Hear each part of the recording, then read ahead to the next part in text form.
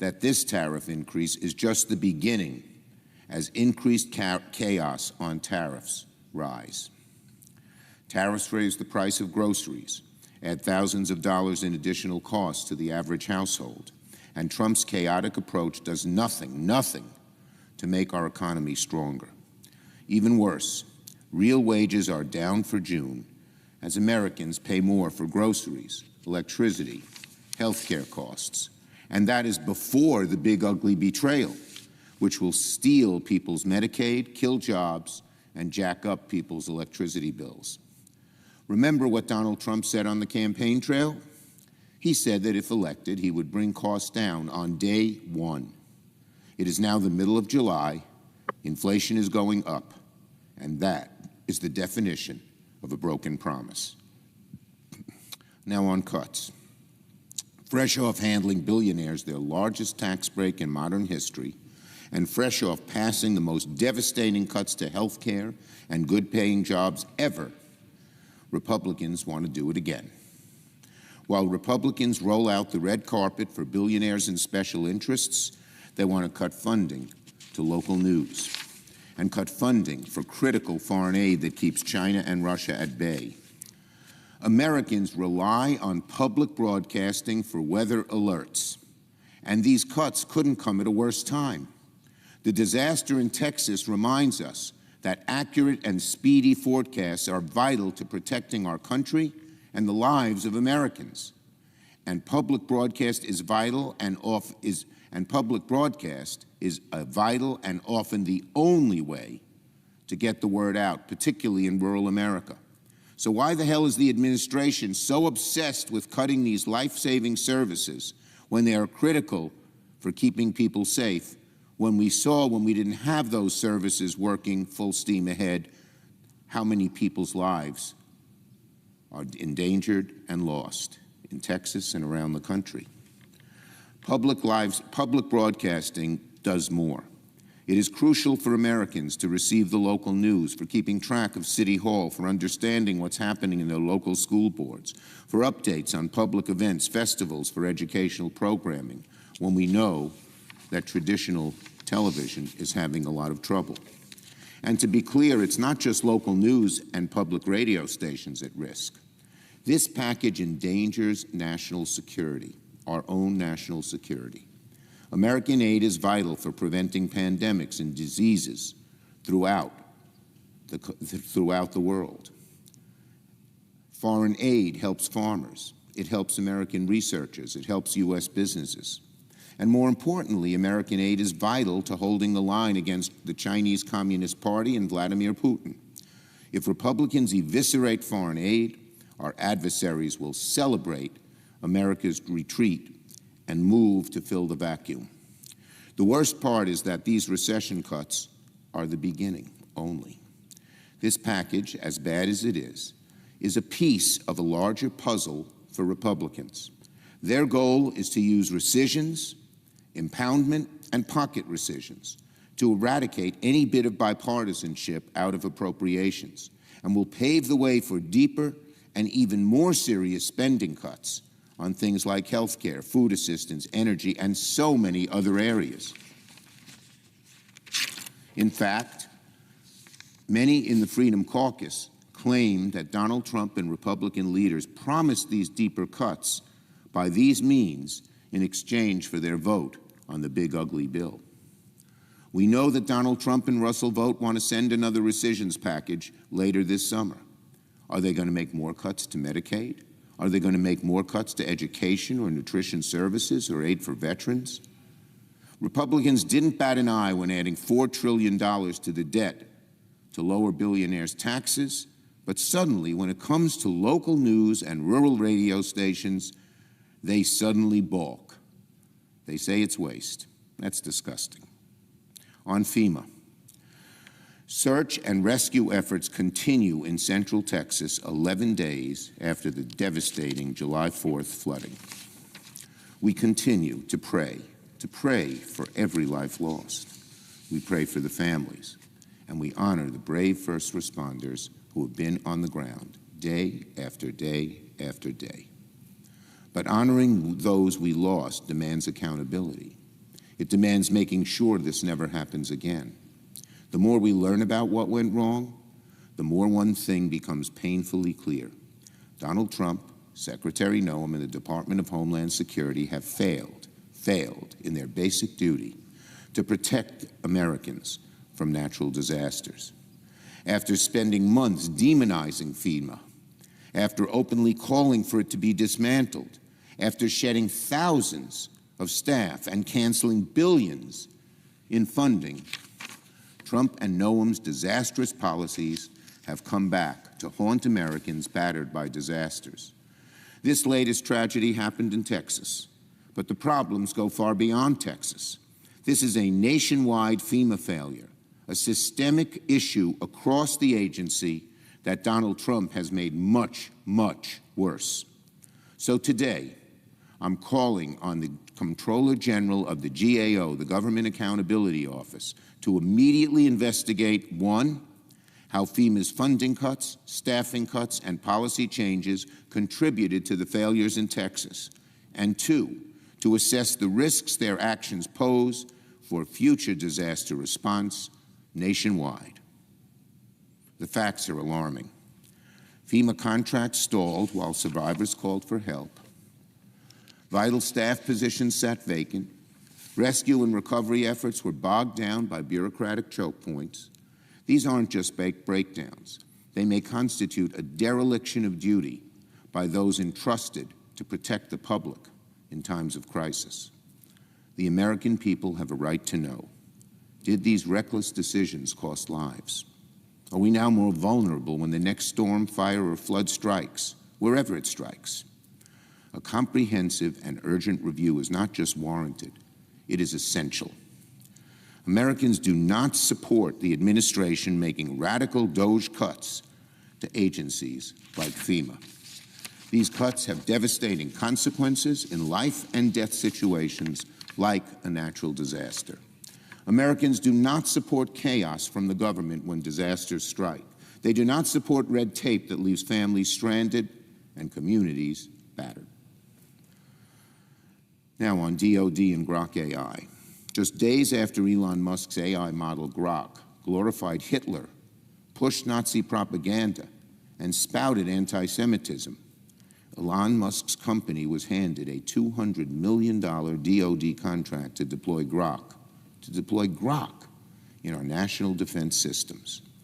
Soon, the same AI model that called itself Mecha Hitler and recommended a second Holocaust will be used in the Pentagon to address critical national security challenges, quote unquote. This Musk contract is not just wrong, it is not just offensive, it's dangerous. The Trump administration must explain how this happened, the parameters of the deal, and why they think our national security isn't worth meeting a higher standard. On Mike Waltz. This morning, the Senate Foreign Relations Committee is hearing testimony from Donald Trump's nominee for U.S. Ambassador to the United Nations, Mike Waltz. If that name sounds familiar, it's because the same Mike Waltz was fired as the National Security Advisor a few months ago after sharing military plans in a group chat with a journalist on Signal. Mr. Waltz was part of the crack team that has grossly mismanaged national security during the opening months of the administration, from Signalgate to Ukraine weapons and intelligence pauses to outsourcing Air Force One to a foreign country. He must directly answer for these debacles in front of the American people before assuming a critical role on the world stage. With so much going on around the world, and with Mr. Waltz, with so much going on the world, with so much going on around the world, Mr. Waltz must acknowledge these failings and prove he's ready to collaborate with our partners and go toe-to-toe with our adversaries at the UN. I yield the floor and note the absence of a quorum. The clerk will call the roll. Ms. Alston-Brooks.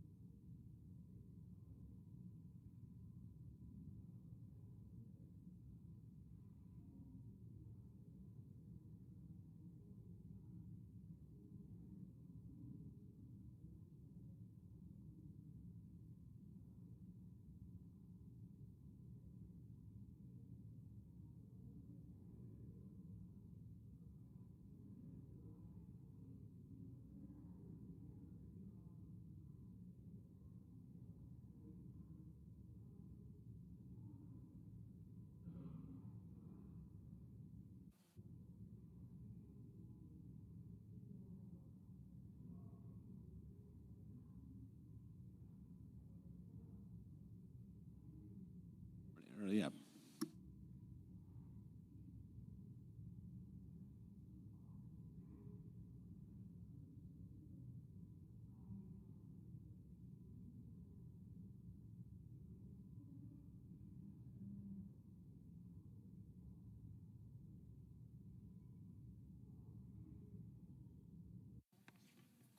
Mr. President.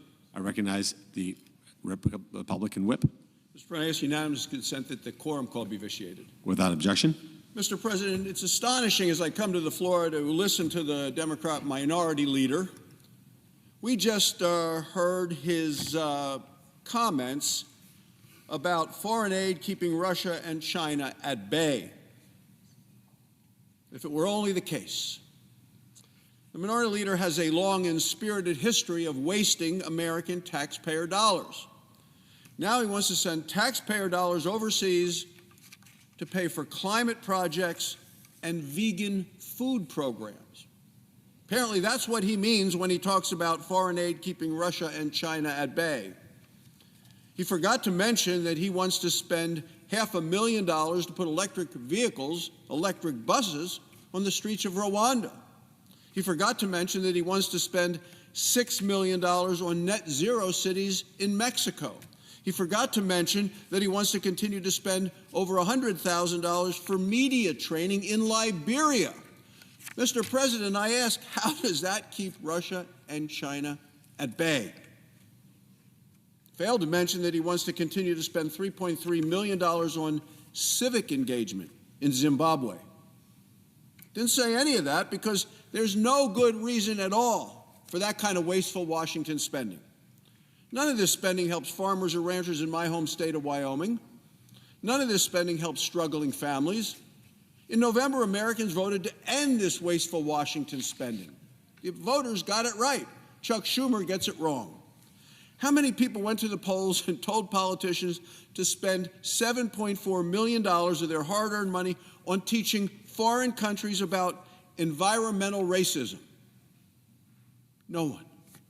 Democrats love to hide behind fear-mongering, and that's what the minority leader has done again today. Democrats never stand up and defend their spending on the merits. I don't see Democrats coming to the floor and talking about those projects that they want to see continued because they know it doesn't hold up to the least amount of public scrutiny. The American people look at this, and for them the issue is quite simple. Their taxpayer dollars are being wasted and have been wasted for a long time, and the Democrats in this body want to continue wasting it. We still have families digging out from the worst inflation in 40 years. We have cities overwhelmed by illegal immigrants and the crime that they are bringing to these communities. People deserve to have their taxpayer dollars spent on issues that are focused on their priorities. President Trump sent Congress a proposal to rein in some of the worst wasteful spending. How did the Democrats respond? Well, they're threatening to shut down the government of the United States. Democrats are fighting tooth and nail to protect programs most Americans didn't know even existed. And they wouldn't support if they knew they existed. And that's what we're doing today, exposing some of these terrible programs and wasteful Washington spending. It's indefensible what's happened with spending in the past in the last administration. Look, if we have another Schumer shutdown, we've had one before, if we have another one, the American people will pay a heavy price. Seniors who rely on Social Security, military families living paycheck to paycheck, and Border Patrol agents will be forced to work without pay. Why? So the Democrats can continue to send Americans' taxpayer dollars to foreign countries for very questionable projects. Now, I've heard the minority leader lecture us before about bipartisanship and regular order. Well, look what's happened. When Senator Schumer was the majority leader of the United States Senate a year ago, the Senate Appropriations Committee, the committee itself, passed 11 of 12 appropriations bills. They did it by the summer of 2024, 1 year ago from now. Many of those bills that came through the committee received unanimous support by the Republicans and the Democrats on the committee. So what happened? Well, Republicans supported getting all of these bills done on time through the committee, bipartisan basis. What did he do? What did Senator Schumer do with these bills? He was the majority leader. He had control of the agenda on the floor of the United States Senate. He sat on them for 225 days. Didn't bring them to the floor of the United States. Oh, no. Refused to bring a single bill to the floor of the United States Senate for a single vote. Not because he couldn't, because he refused to. The American voters revolted, changed parties to the president, the Senate, and the House. And now he wants to be the one to blame Republicans for gridlock. This is the height of hypocrisy. That's what we're dealing with, Mr. President. I'm all for regular order. That's why I want to commend Senator Susan Collins for her leadership now as the Republican chairman of the Appropriations Committee in the Senate. She is working in good faith. She's committed to getting the job done. This debate is about more than dollars and cents. It's about priorities and how we spend American taxpayer dollars. Americans didn't vote to continue the Green New Deal or even try to force it on the rest of the world. The American people voted to fix what's broken here at home. Republicans have our priorities straight. Republicans are focusing on making our nation safer and more prosperous. Republicans are getting this country back on track. Thank you, Mr. President. I yield the floor. The clerk will call the roll. Ms. Alsop-Brooks.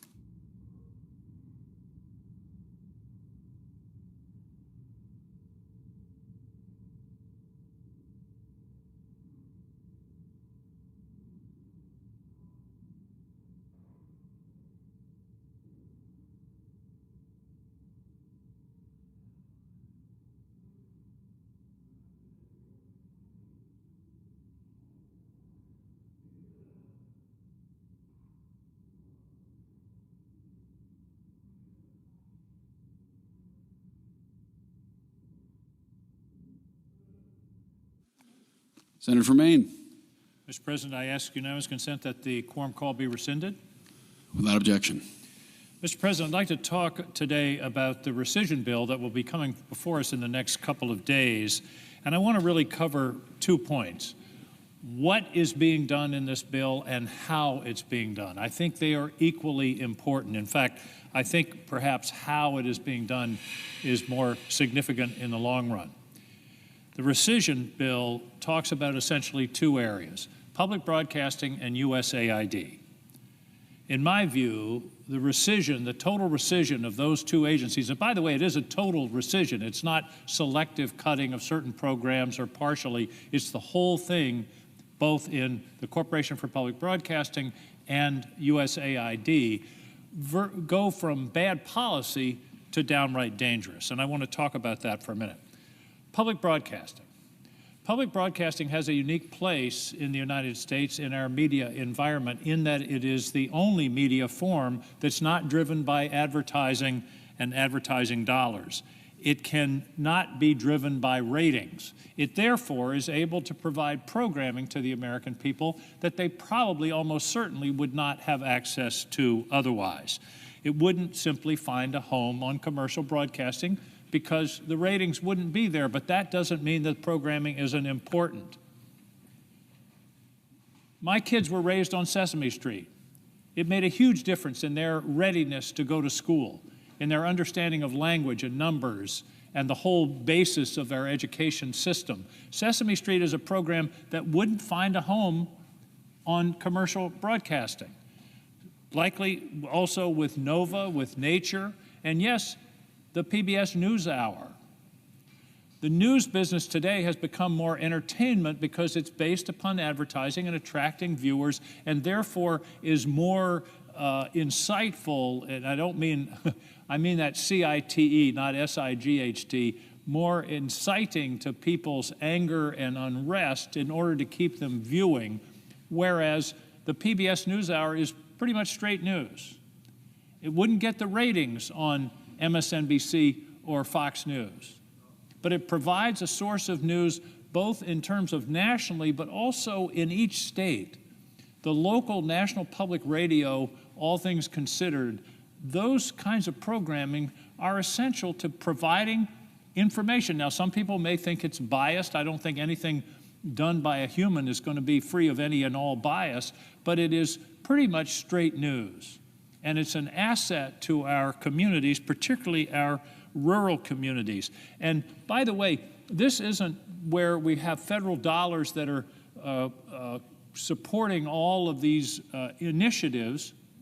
In fact, the majority of the support for public broadcasting, both television and radio, comes from the public, from contributions. So in effect, our federal dollars are matched to a very high degree by the public making their own contributions. That's an indication of how much the public values these wonderful assets to our information environment here in the country.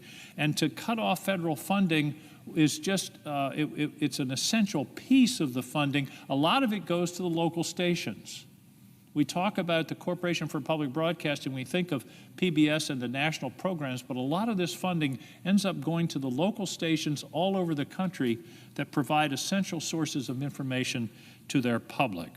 And by the way, the cost we're talking about is ridiculously low. I did the calculation. It's the relationship between the cost of public broadcasting to the federal budget is, let's see, it's 7 cents to $10,000. That's the ratio. 7 cents out of $10,000. That's what we're talking about here, an almost immeasurable part of the federal budget, but the return on investment is enormous. It's enormous. If this were a gigantic $100 billion program, then we'd be having a different kind of discussion. But this is a relatively small program in the context of the federal budget with a very high return on investment to the American people. Now let's talk about USAID. And the minority whip was just talking about that. And he listed a number of projects that I think are questionable, that I don't necessarily support. But the USAID is an essential part of our foreign policy to help to stabilize unstable parts of the world, to extend America's soft power, to build America's brand, and yes, to do some very essential projects. For example, in PEPFAR, which is an initiative of the George W. Bush administration involving AIDS, the estimate is that that initiative, since its beginning in 2005, has saved 25 million lives. 25 million lives were saved by that program that will be destroyed by this bill. Now, you can't tell me that that's having that level of benefit to the people of the world does not redound to the benefit of the United States, the sponsor of the initiative. Same thing with malaria. The estimates are that the malaria program, which goes back to, I believe it was the Obama administration, has prevented 1.5 billion cases of malaria, which is a real plague in many parts of the world, and saved 11 million lives. Just those two programs together, those two USAID projects, have saved 36 million lives, and we're talking about cutting them off. That's not only bad policy, it's cruel. It's cruel, and it undermines the credibility of this country.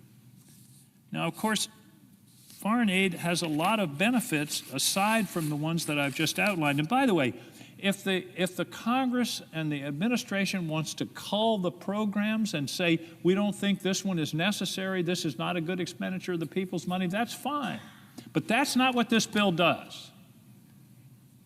This bill throws out the beneficial baby with the questionable bathwater. It is a total abdication of America's engagement with the world. Vaccination campaigns, food security, nutrition programs, disaster response, refugee support. This aligns with our American values. And as I say, it's a relatively small part of the budget. It helps to stabilize fragile states. It cuts the risk of extremism and terrorism and conflict. And James Mattis put it best. General James Mattis, one of the most distinguished military officers of our time, said, if you don't fund the State Department fully, then you're going to have to buy me more bullets.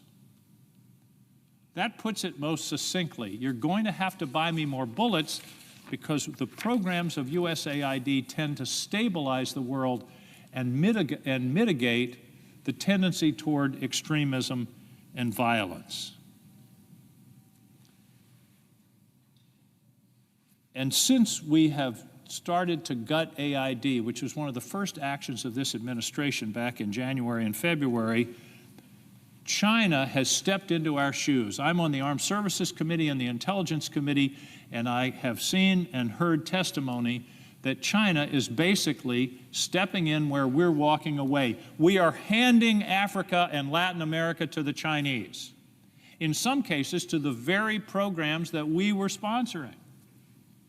They're the ones that are now engaging with local governments, local leadership, getting the credit for helping with these kinds of problems across the world. We're giving away the goodwill that is part of the American brand. We're giving away the opportunity to build alliances, to strengthen our influence, especially in competition with regimes like China and Russia. It also creates markets for U.S. goods and the U.S. economy. A significant share of the foreign aid ends up going back to businesses and NGOs here in the United States, so it actually contributes to our economic development. Countries that are receiving this U.S. aid end up being partners and customers of U.S. goods, products, and services. I mentioned it saves lives. It aligns with our values, and there's nothing wrong with talking about values. That's a part of what we should be doing. USAID is doing important work all over the world. I've met with USAID people in Kabul, Afghanistan. I met with them in Jordan, where they're working on a water desalination project that will literally save Jordan. Jordan is a country that has no water, and they're facing a tremendous crisis. And one of the projects that they're relying on is a very large water production facility supported by USAID.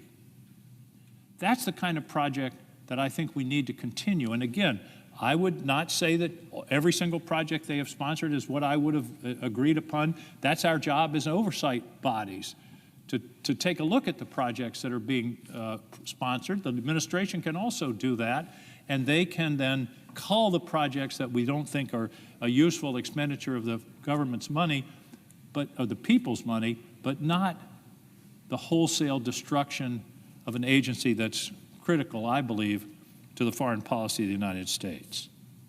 So that's the picture on these rescissions. I believe the more important question, though, Mr. President, as I mentioned, is how this is being done. The question is, who has the power in our government over appropriations? That's the fundamental question. Where is the power over appropriations, where the federal dollars go? The answer to that question, of course, is the Congress. Article 1, Section 8, the Congress has the power of the purse. The President can submit his budget, and he can submit a budget that zeroes out AID, that zeroes out Corporation for Public Broadcasting. But then the way the process works is we have hearings, we have meetings with the Appropriation Committee, the appropriators meet and decide and discuss and debate and come to the floor with a bill that represents the consensus of those on the Appropriations Committee, and then we consider it here. This process that we're talking about here, this rescission process, turns the whole thing upside down. It basically says the administration can decide programs that are going to go away, and you can take it or leave it, Congress. And I believe that it shreds the appropriations process. The Appropriations Committee, and indeed this body, becomes a rubber stamp for whatever the administration wants. The deeper problem, Mr. President, is I believe this is another step in Congress's abdication of its constitutional authority, which is dramatically accelerated since January. The war power. Article 1, Section 8, an express power of the Constitution. We barely could have a debate about that, and the president attacked another sovereign country, which may have been the right thing to do, but there was no consultation, there was no attempt whatsoever to engage Congress, which has the power over declaring war, before that step was taken. Foreign trade, again, foreign trade, trade among nations is the term in the Constitution, is expressly delegated by the Constitution to the Congress. And the Congress has delegated some of that authority to the president, to a president, any president, under emergency circumstances. But this president has expanded emergency to mean just about anything. We learned this week that he's talking about a 50% tariff against Brazil because he doesn't like the way the current government is treating the prior president. Has nothing to do with trade, has nothing to do with the trade deficit, has nothing to do with tariffs. It has to do with something that the president individually doesn't like. That's not the way the system's supposed to work. The up and down roller coaster that we've been on with regard to tariffs is a perfect example of why one person shouldn't have this authority. This should be something that's done thoughtfully and systematically here in the Congress under Article 1, Section 8, to debate and decide what appropriate tariff levels there are across the world, and not this helter-skelter, up and down, changing every other day, that has not only already, we have reports today, affected inflation in this country and brought it up, but has also created enormous uncertainty both in our markets and across the world. And then finally, we see the power of the purse, Congress's fundamental responsibility. And by the way, Mr. President, as I talk to my colleagues, particularly my Republican colleagues, about this issue over the last several months, one of the common refrains is, don't worry, we don't have to buck the president because the courts will take care of it. The courts will take care of us, they'll protect us. Well, that ain't happening. The ridiculous decision of the Supreme Court yesterday on the Department of Education is an indication that we cannot count on the courts to protect us from the depredations of an authoritarian, a proto-authoritarian regime. They basically said the president can continue to gut the Department of Education because we're going to hear the case later and maybe we'll decide it when it comes. They did the same thing with birthright citizenship. They punted on the issue and allowed the activities, the authoritarian-like activities, to continue before they get to the case in their own good time. So we can't count on the courts. That means we're it. The Congress, the Senate, has to stand up for the Constitution. What this bill is another building block in the edifice of authoritarianism that we are seeing built before our eyes. A building block in the edifice of authoritarianism. Why is this important? Is this just a dispute between the Congress and the president, politics as usual, Democrats attacking, undermining a Republican president, and it's just going to be all about the midterms and the election in 2028? No, this is much deeper than that. This is much deeper than that. The fundamental premise of the Constitution is the separation of power. And the reason it's there is because history tells us that if power is concentrated, it's dangerous. Madison put it absolutely bluntly in the 47th Federalist: the accumulation of all powers, legislative, executive, and judiciary, in the same set of hands may justly be pronounced the very definition of tyranny. He used the word tyranny. Madison wasn't mincing words. History tells us that if you concentrate power in one set of hands, it's dangerous. Power corrupts, and absolute power corrupts absolutely. We know that from 1,000 years of human nature. And that was exactly what the framers of the Constitution were trying to prevent by this complicated, difficult structure where there's power in the Congress, power in the states, power in the executive, power in the courts. Two houses of Congress, vetoes, overrides, all of those checks and balances, which has become a kind of cliche, are there for a fundamental reason, and that's to protect our liberty, to protect us from the danger of power being concentrated in one set of hands. Now, the framers thought that they didn't have to worry about this, having set up the Constitution the way they did, because they said, never will the Congress give up its power. The term they used was ambition must be made to counteract ambition, that there would be institutional rivalry and we would never give up. Well, they didn't reckon on parties. They didn't reckon on party primaries. They didn't reckon on the executive having such sway with the legislative branch that the checks and balances essentially have melted away. So this bill is important because of the merits, as I talked about the danger of wiping out USAID and all the good it does in the world and the good it does for our country, and also wiping out public broadcasting and all the good that it does, the irreplaceable good that it does for the people in the United States. But it's also more dangerous than ever because it's one more step, as I mentioned, in the breakdown of the fundamental constitutional structure that says power must be divided, because if it's concentrated in one set of hands, and I don't care whether it's Donald Trump or the Archangel Gabriel, it's dangerous to have the power in one set of hands. That's how we lose our liberty. Again, Madison, when the legislative and executive powers are united in the same person or body, there can be no liberty. Mr. President, we must listen. We must listen to history, to the people that brought us here, the people that brought us this government, the geniuses that formed this structure to protect the liberty of the American people. And it may seem like a small thing. This is one more bill, one more item, but it is one more step, in my view, toward empowering the executive at the expense, not of the Congress, but of the people of the United States.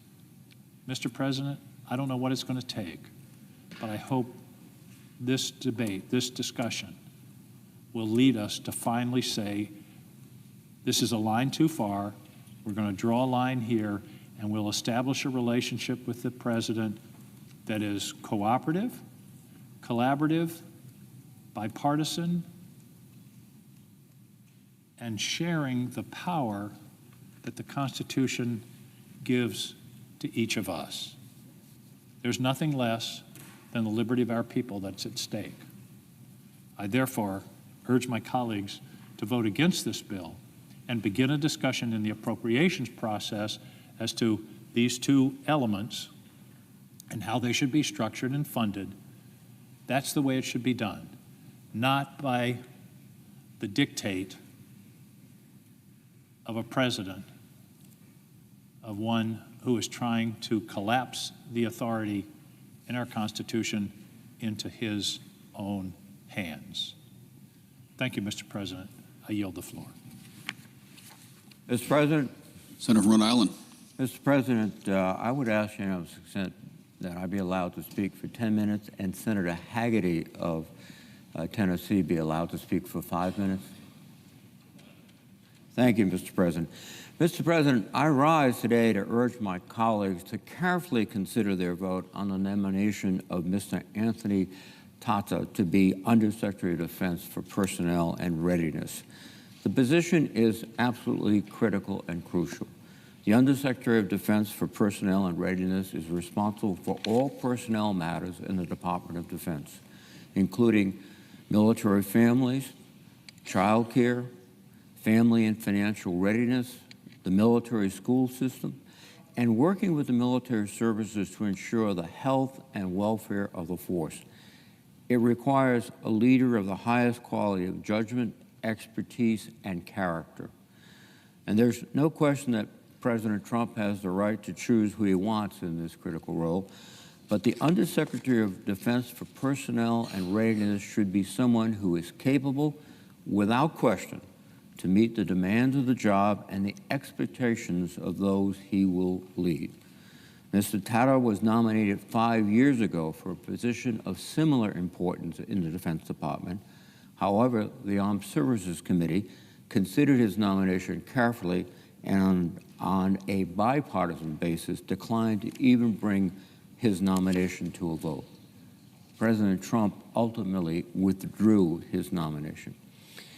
I fail to understand why he now would be qualified to oversee millions of service members and their families as the Undersecretary of Defense for Personnel and Readiness. I respect and I appreciate his military service, but his record of public statements and behavior towards individuals with whom he disagrees politically is disqualified for a position of this significance. Mr. Tata's history of controversial and divisive statements is well documented. Prior to his last nomination, he publicly called President Obama, the Commander-in-Chief, quote, a terrorist leader. And he said that then CIA Director John Brennan deserved to be executed.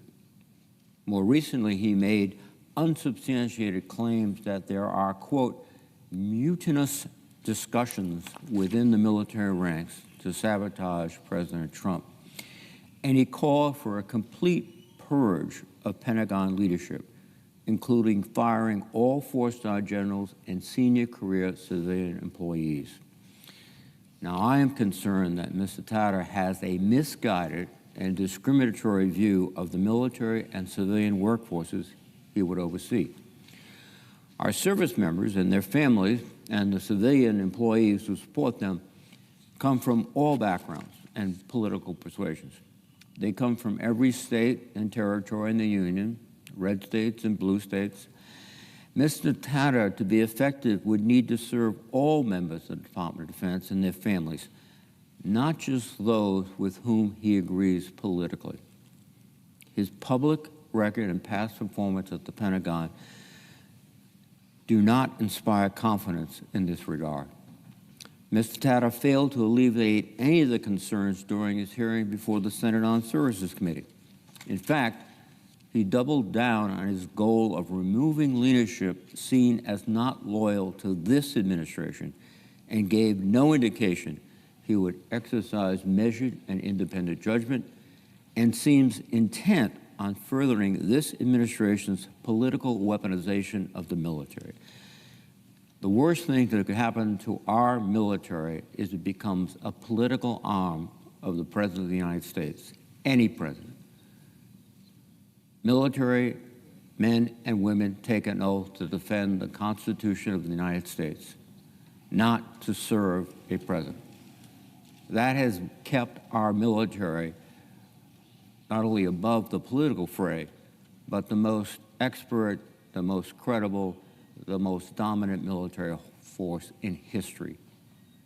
And if we have personnel in key positions that are evaluating people on their political beliefs rather than their merit, talent, and commitment to the Constitution, we are making a profound mistake.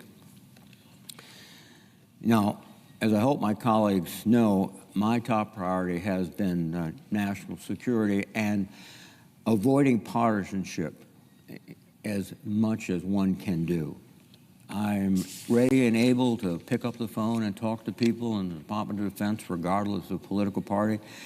And we look consciously, I look consciously for common ground which we can work together. Because ultimately, it's not about Republican presidents, Democratic presidents, Republican priorities.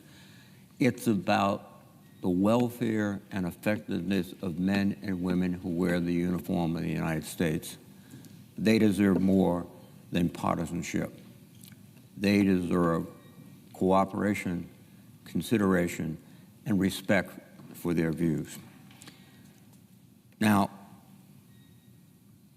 our American people also deserve that because they are the ones that ultimately are supporting these men and women, and not just in a financial sense, but in a very, very strong, profound emotional sense of lending their support, of saluting these brave men and women. And I am extraordinarily proud of that. Having reviewed twice and very carefully Mr. Tata's record, particularly his political, indeed naked political assertions of going after his enemies, placing him in this position would, I think, put him at a point where he would do more harm than good. Therefore, I urge my colleagues to vote against his nomination. With that, Mr. President, I would yield the floor. Senator from Tennessee. Thank you, Mr. President. I rise today to urge my colleagues to support the confirmation of my teammate and friend, Luke Pettit, President Trump's nominee to serve as Assistant Secretary of the Treasury for Financial Institutions. Luke has served on my staff for more than 3 years. In that time, he's become a vital part of my team. But more than that, Luke has become a leader, an indispensable advisor, and in fact, a close friend. Luke's exceptionally qualified. He came to the Senate with an already impressive resume. He has sterling academic credentials.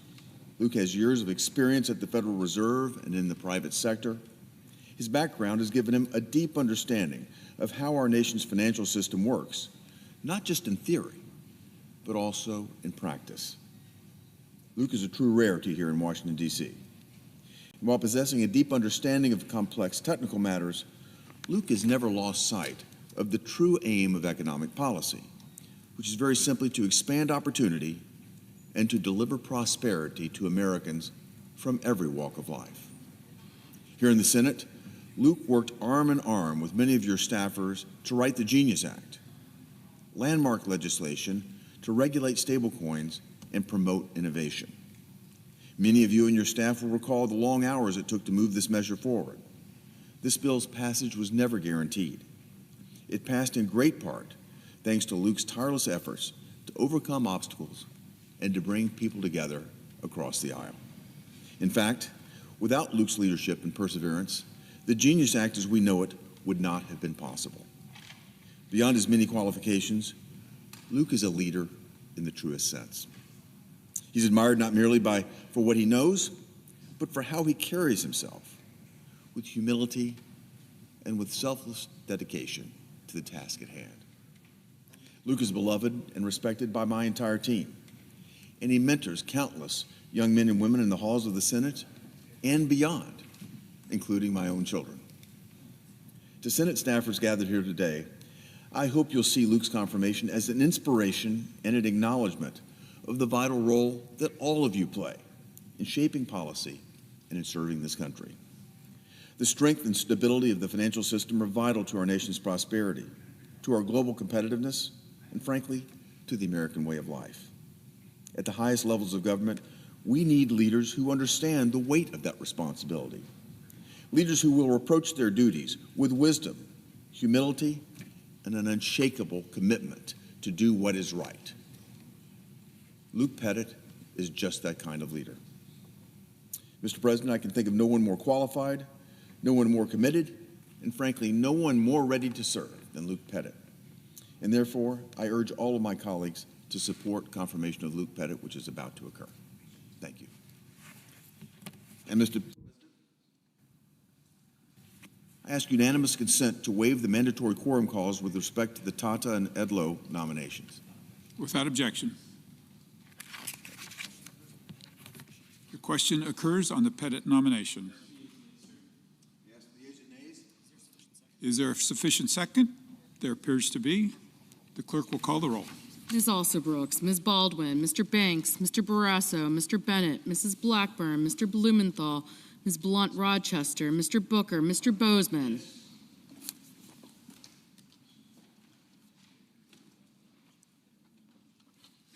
Thank you.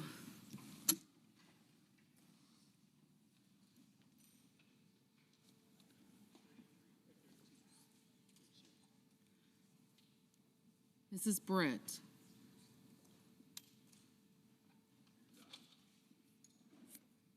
Mr. Budd. Ms. Cantwell.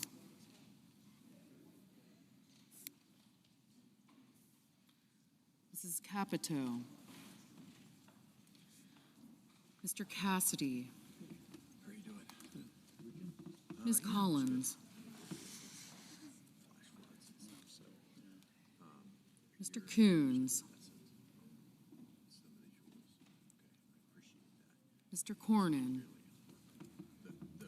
Not the deal, but the it's just thrown. Ms. Cortez Masto. Mr. Cotton. Mr. Kramer. Mr. Crapo. Mr. Cruz. Mr. Aye. Curtis. Mr. Daines. Ms. Duckworth. Mr. Durbin.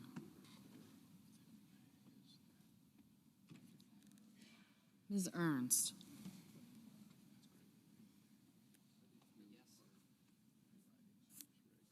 Mr. Fetterman. Mrs. Fisher. Mr. Gallego. Mrs. Gillibrand. Mr. Graham.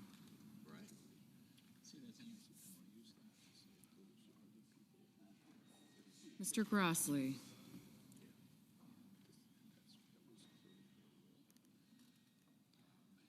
Mr. Haggerty.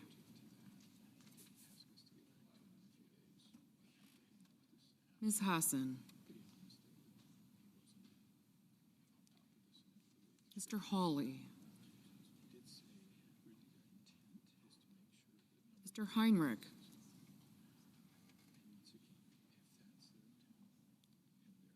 Mr. Hickenlooper. Ms. Hirono.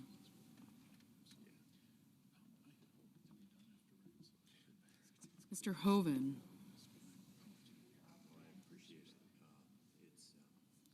Mr. Husted. Mrs. Hyde-Smith.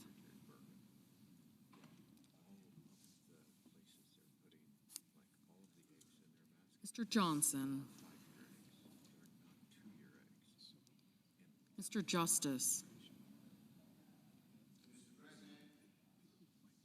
Mr. Schumer.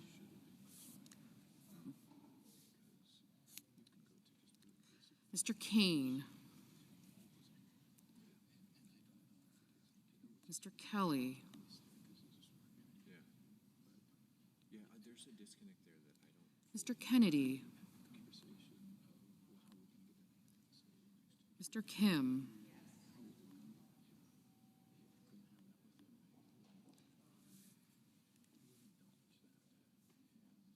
I'm going to have lunch with him next week, and that's the conversation. Mr. King. Ms. Klobuchar. Mr. Langford. Yeah, the only way we're going to get Mr. Lee. additional electrons in the 4-year window is going to be renewable. Mr. Lujan. Those are the people Ms. Lummis. that already ordered it 2-3 years ago. Mr. Markey. Yeah, but that's less than 10% of total. Mr. Marshall.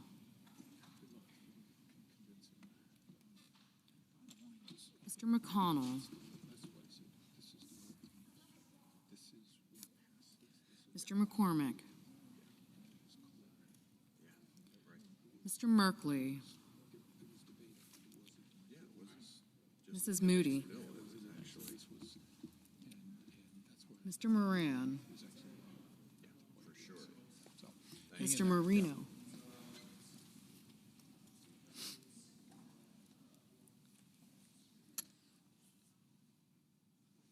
Yeah. Pardon? We're stealth. We're stealth.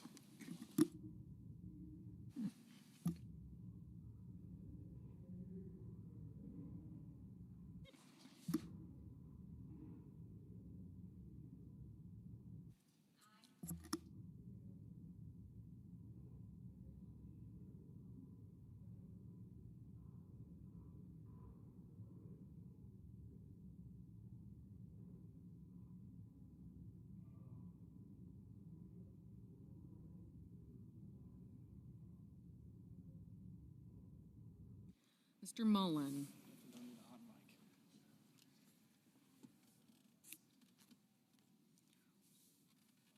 Ms. Murkowski. Mr. Murphy. Mrs. Murray. Mr. Ossoff. Mr. Padilla. Mr. Paul. Mr. Peters. Mr. Reed. Mr. Ricketts. Mr. Risch. Ms. Rosen. Mr. Rounds. Mr. Sanders. Mr. Schatz. Mr. Schiff. Mr. Schmidt. Mr. Schumer. Mr. Scott of Florida. Mr. Scott of South Carolina. Mrs. Shaheen. Mr. Sheehy.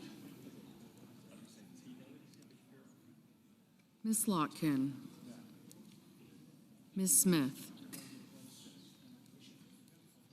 Mr. Sullivan. Mr. Thune.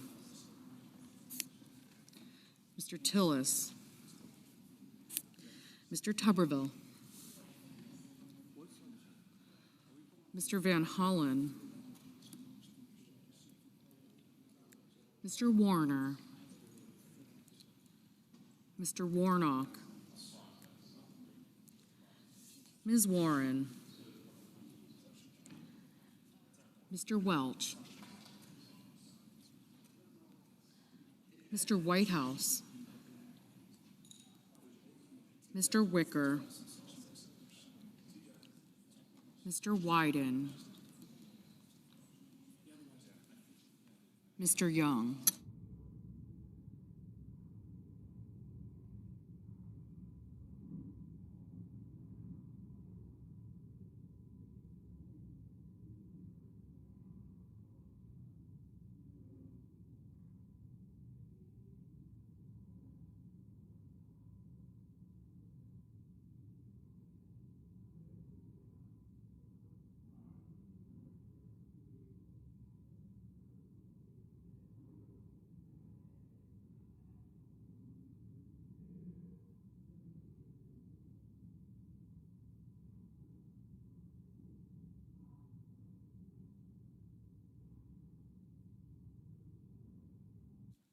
Senators voting in the affirmative: Blackburn, Bozeman, Cotton, Crapo, Curtis, Fetterman, Haggerty, Hassan, Husted, Kim, Langford, Mullen, Reed, Risch, Rosen, Scott of Florida, Scott of South Carolina, Warner, Warnock, and Young.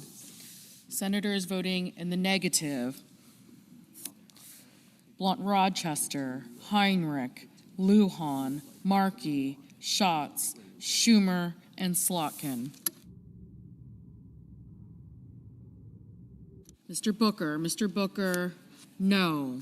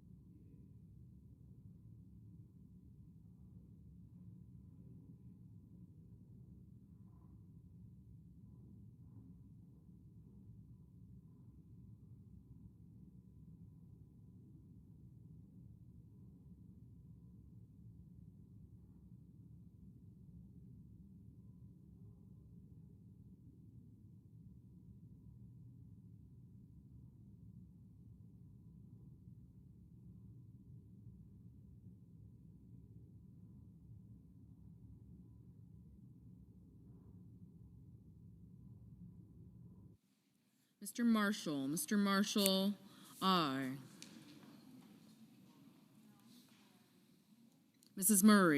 Mrs. Murray, no.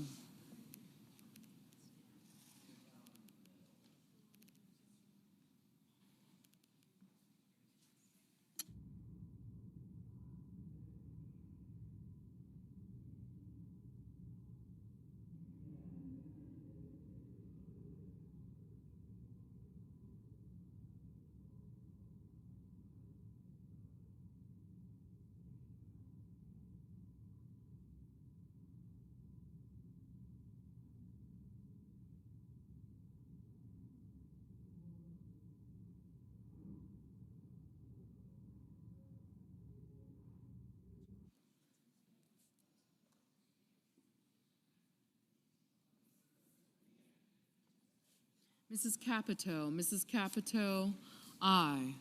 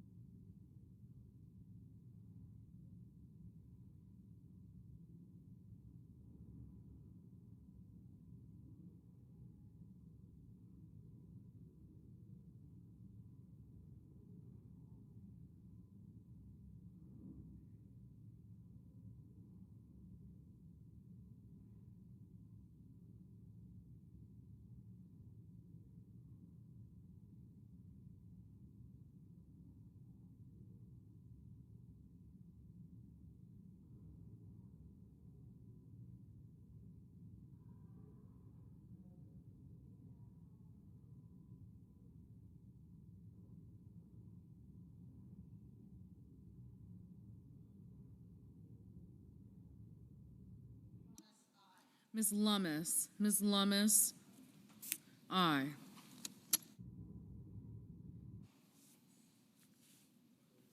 Mrs. Britt, aye.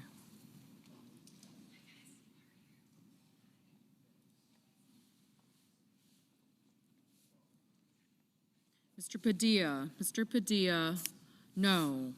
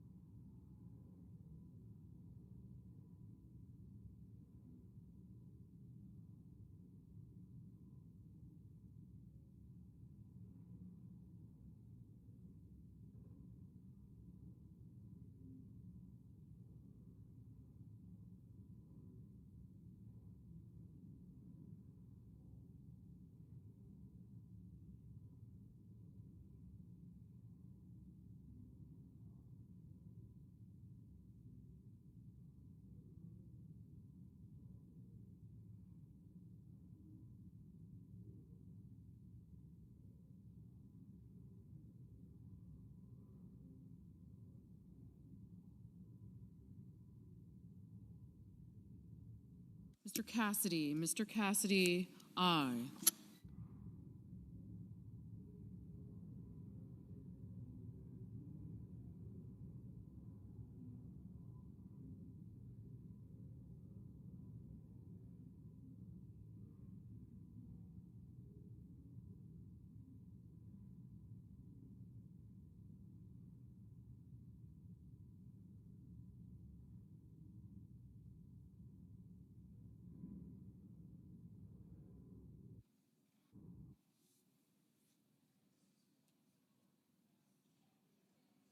Mr. Budd, aye. Mr. Cornyn, aye.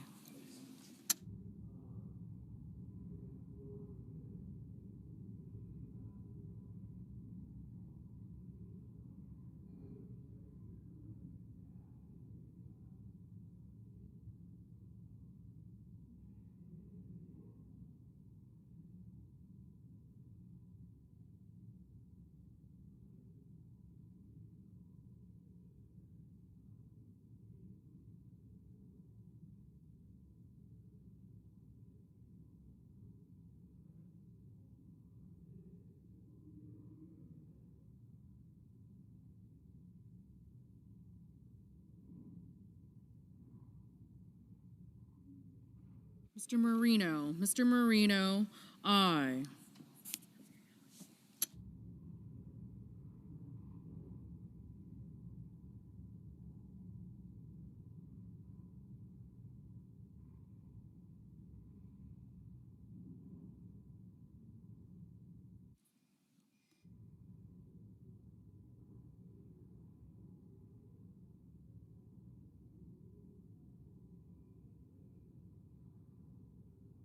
Mr. Tillis, aye.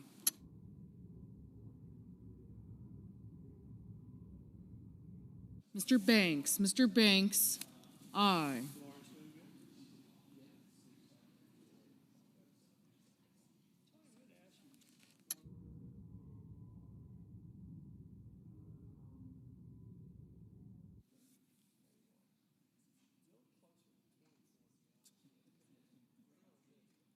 Mrs. Shaheen, aye.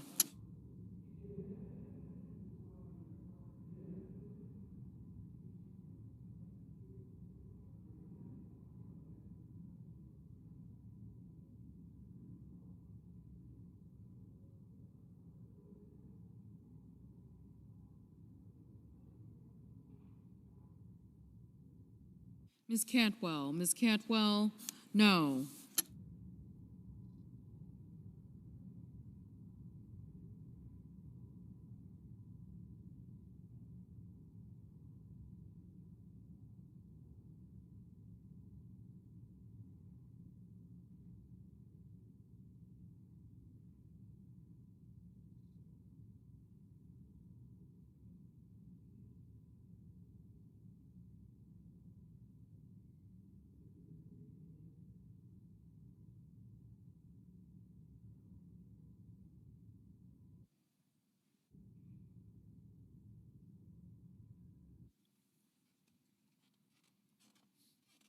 Mr. King, no.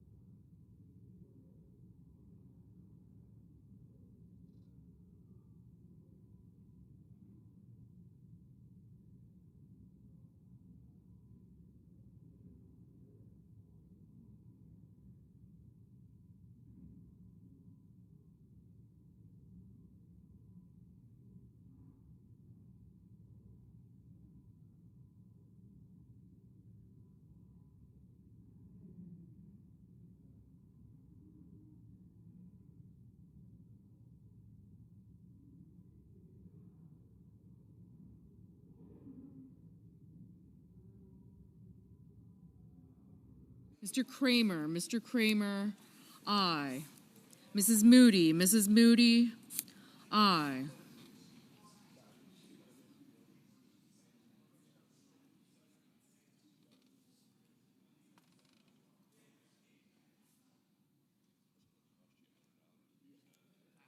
Ms. Klobuchar, aye.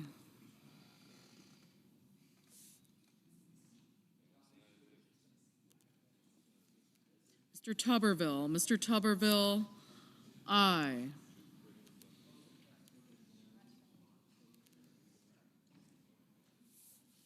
Ms.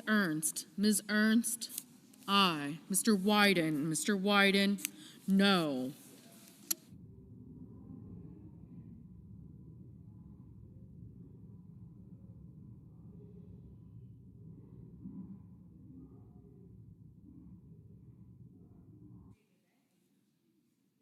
Mr. Merkley, no.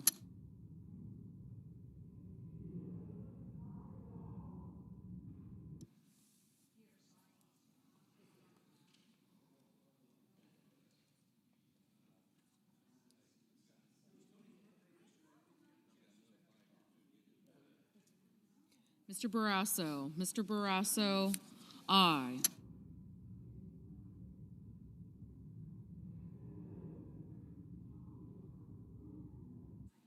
Mr. Kelly, aye.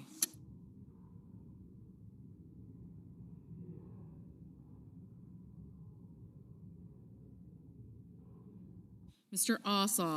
Ossoff, no.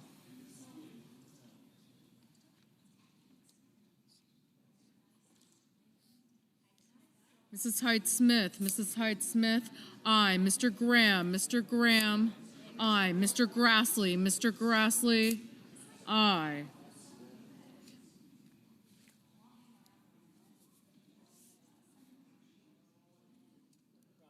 Mr. Rounds, aye.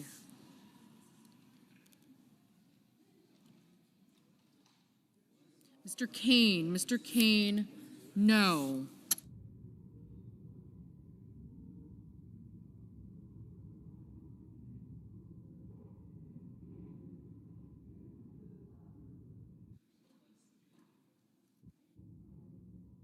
Mr. Blumenthal, no.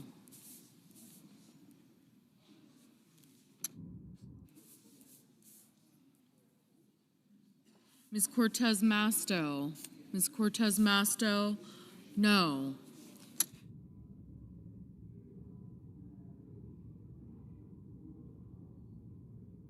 Mr. Bennett, no.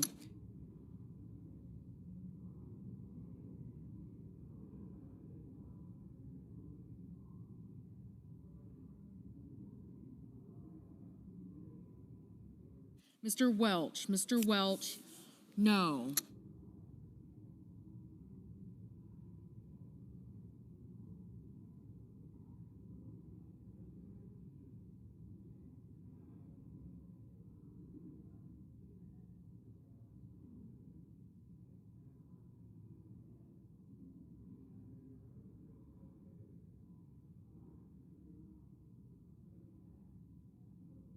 Mr. Peters, aye. Mr. Kennedy, aye. Mr. Johnson, aye.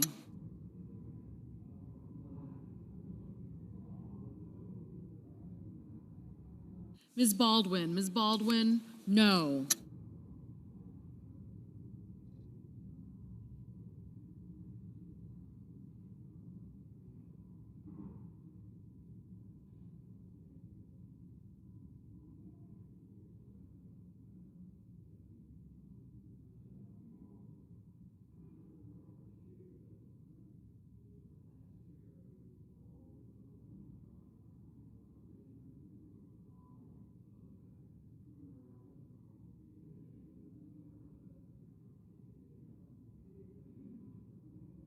Mr. Durbin, aye.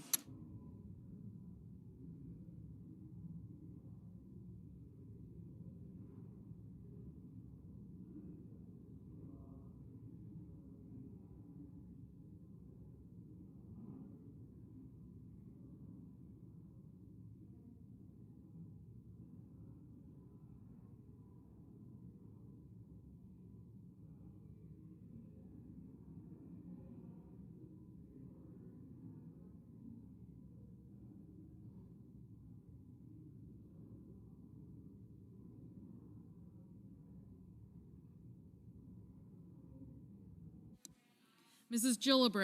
Gillibrand, aye.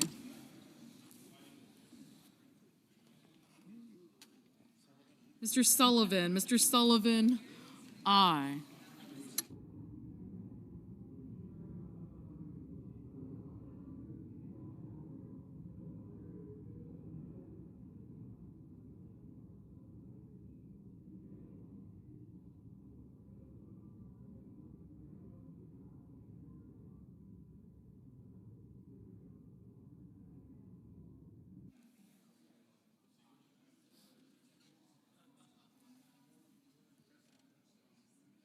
Mr.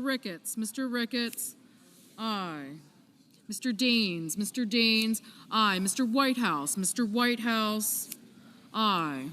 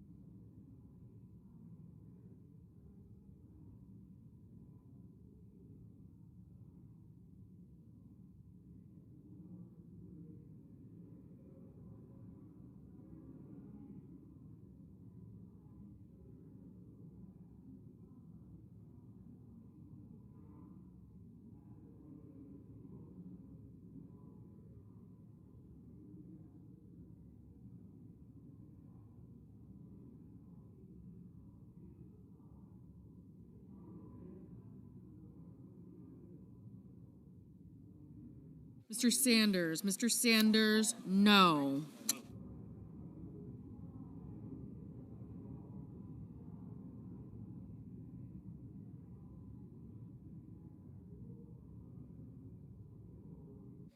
Ms. Smith, no.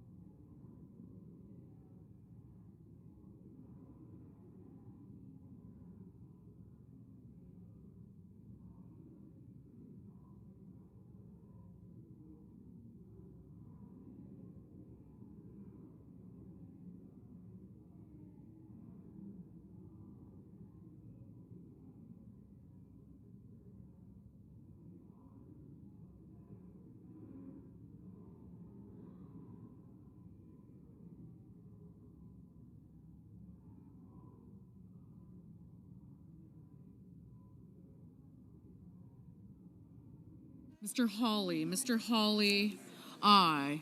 Mr. Hickenlooper, no.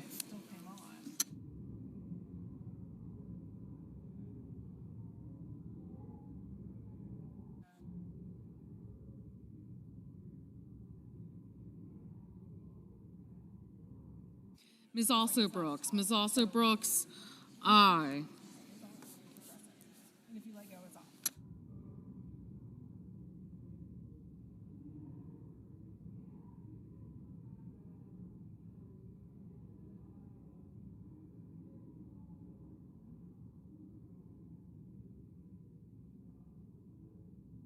Mr. Schiff, aye. Mr. Sheehy, aye. Mr. Murphy, no.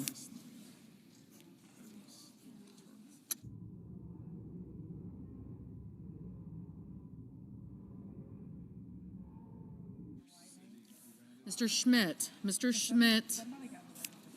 aye. Mr. Wicker, aye. Mrs. Fisher, aye. Mr. Thune, aye.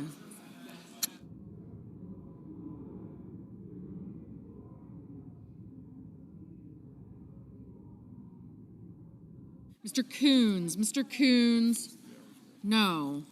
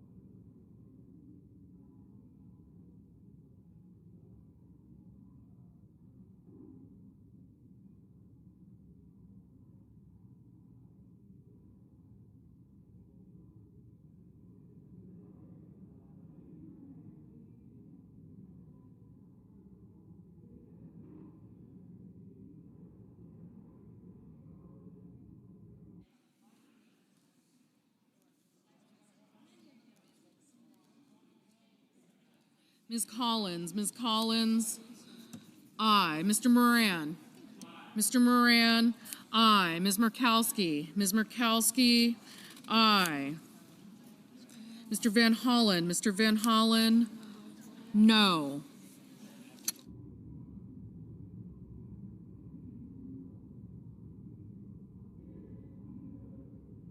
Ms. Warren, no.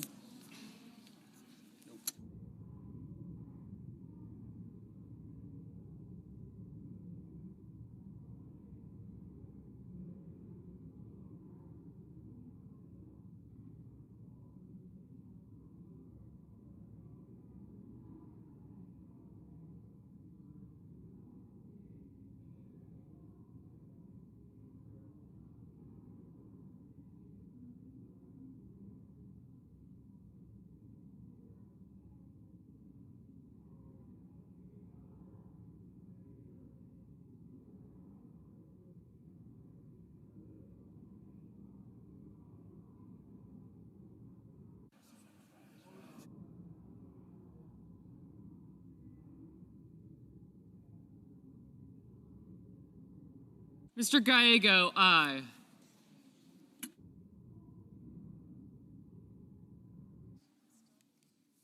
Mr. Rono, no.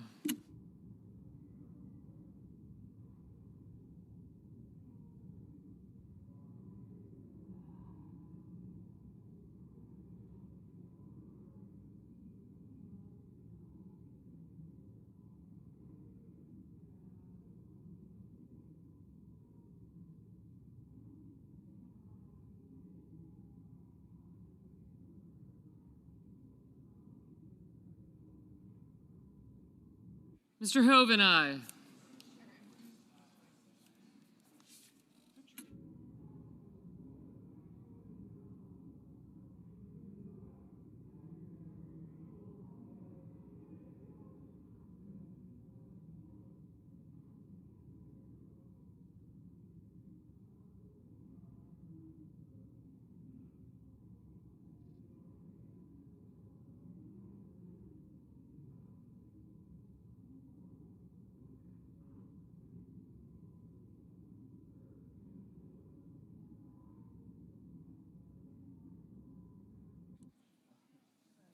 Mr. Cruz, aye.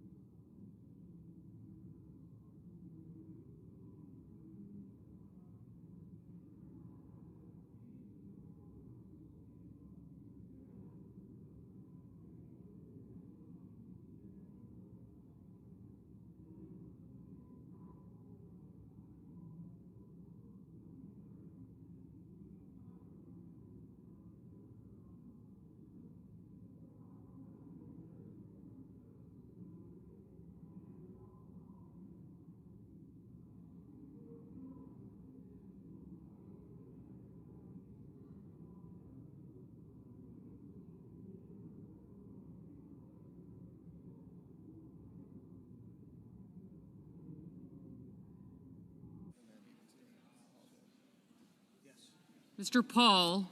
Aye. Mr. Lee? Aye.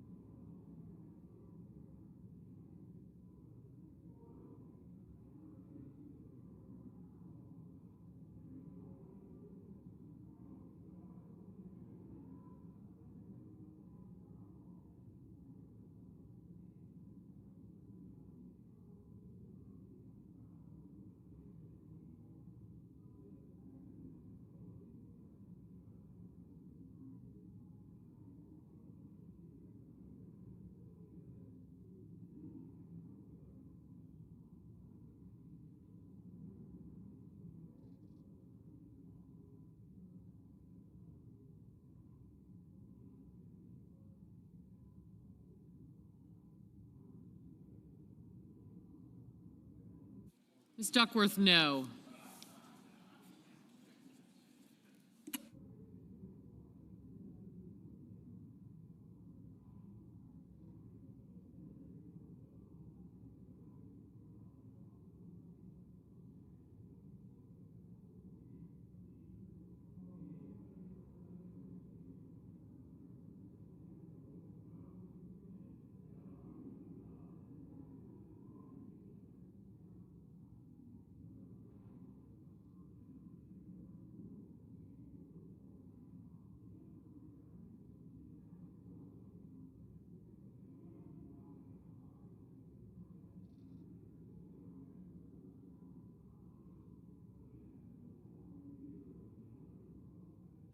Mr. McConnell, aye.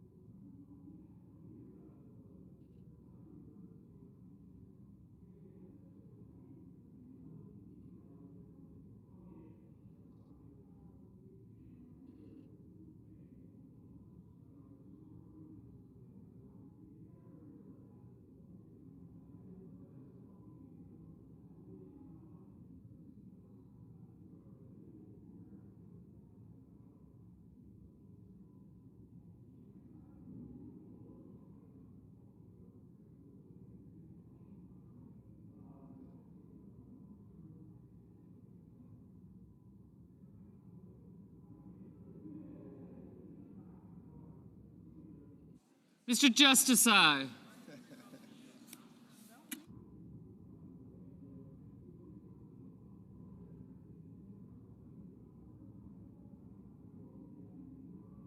On this vote, the yeas are 69, the nays are 30, and the nomination is approved. On this vote, the yeas are 69, the nays are 30, and the nomination is approved.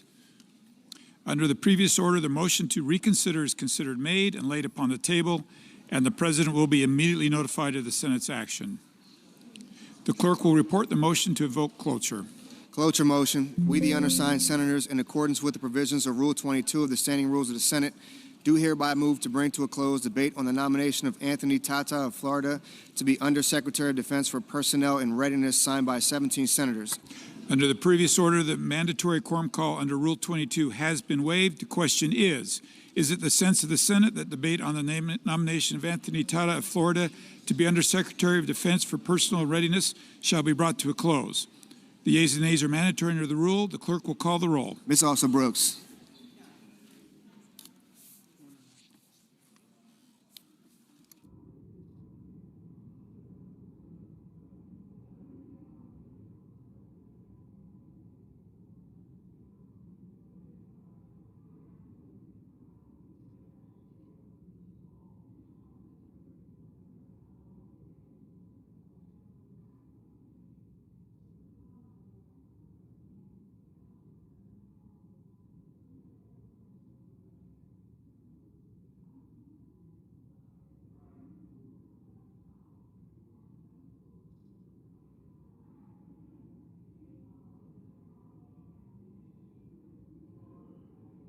Ms. Baldwin.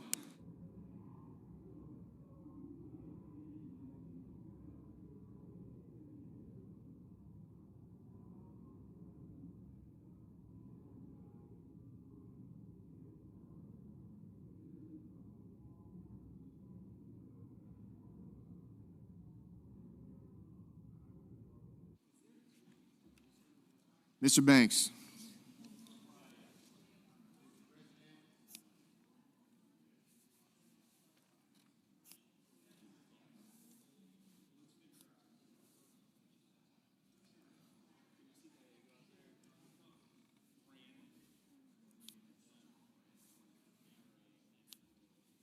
Mr. Brasso.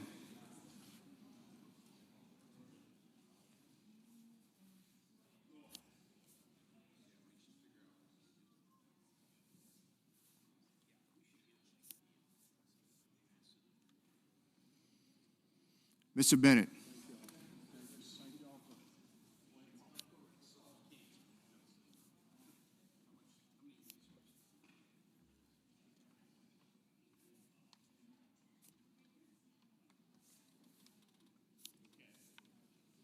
Mrs. Blackburn.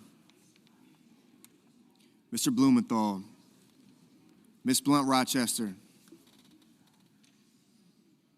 Mr. Booker. Mr. Bozeman.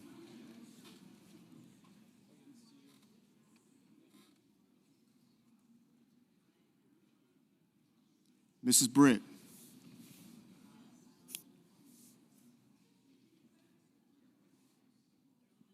Mr. Budd.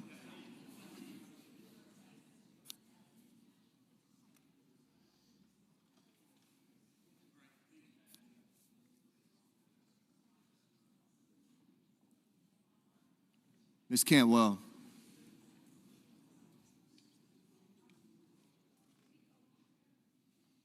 Mrs. Capito.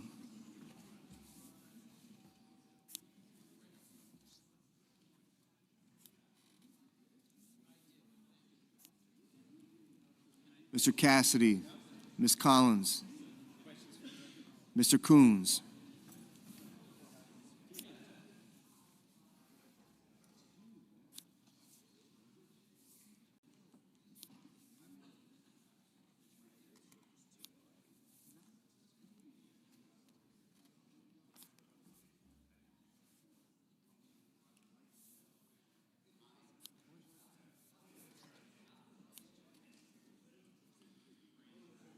Mr. Cornyn.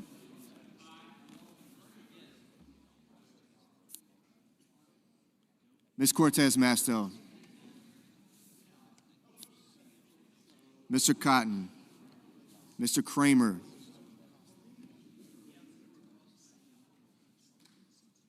Mr. Crapo.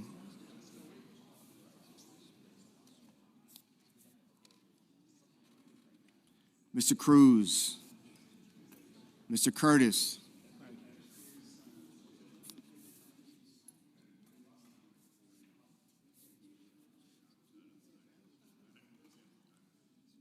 Mr. Daines. Ms. Duckworth. Mr. Durbin. Ms. Ernst. Mr. Fetterman. Mrs. Fisher. Mr. Gallego. Mrs. Gillibrand. Mr. Graham. Mr. Grassley. Mr. Haggerty. Ms. Hassan. Mr. Hawley. Mr. Heinrich. Mr. Hickenlooper. Ms. Hirono.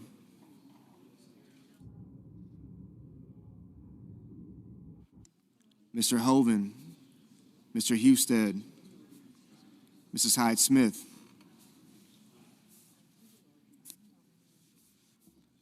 Mr. Johnson, Mr. Justice, Mr. Kane,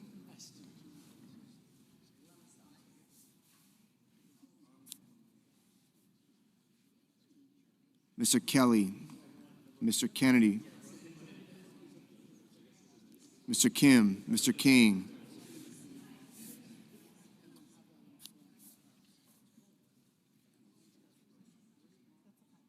Ms. Klobuchar, Mr. Langford, Mr. Lee, Mr. Lujan, Ms. Lummis, Mr. Markey, Mr. Marshall, Mr. McConnell, Mr. McCormick, Mr. Merkley, Mrs. Moody, Mr. Moran, Mr. Moreno, Mr. Mullen, Ms. Murkowski, Mr. Murphy,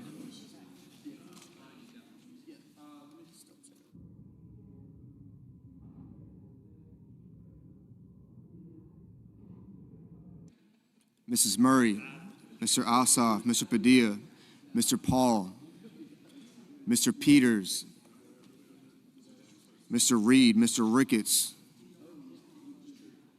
Mr. Risch,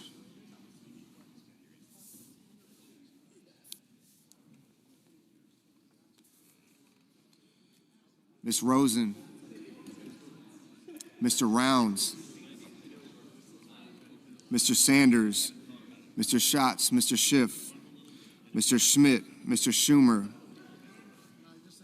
Mr. Scott of Florida, Mr. Scott of South Carolina, Mr. Shaheen, Mr. Sheehy, Ms. Slotkin,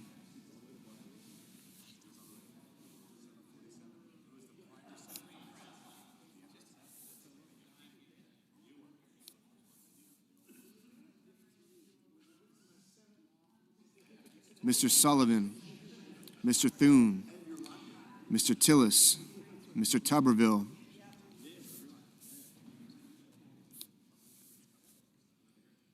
Mr. Van Hollen, Mr. Warner, Mr. Warnock, Ms. Warren, Mr. Welch,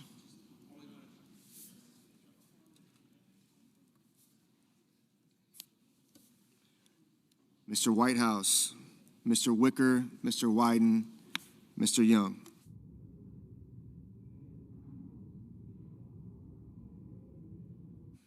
Senators voting in the affirmative: Banks, Budd, Cassidy, Collins, Cornyn, Cotton, Cruz, Curtis, Ernst, Fisher, Graham, Grassley, Hawley, Johnson, Justice, Kennedy, Lee, Lummis, McConnell, Moody, Moran, Moreno, Murkowski, Wicker, and Young. Senators voting in the negative: also Brooks, Baldwin, Bennett, Blumenthal, Coons, Cortez Masto, Duckworth, Durbin, Gallego, Heinrich, Hickenlooper, Hirono, Kelly, King, Lujan, Merkley, Murray, Ossoff, Padilla, Reed, Sanders, Schatz, Schiff, Schumer, Slotkin, Smith, Warner, Warren, Welch, Whitehouse, and Wyden.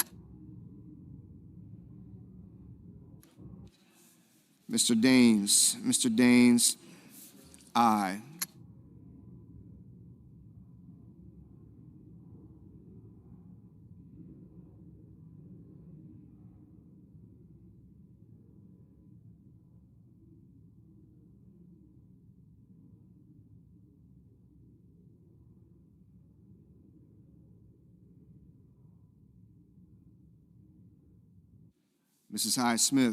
Mrs. Hyde-Smith, aye.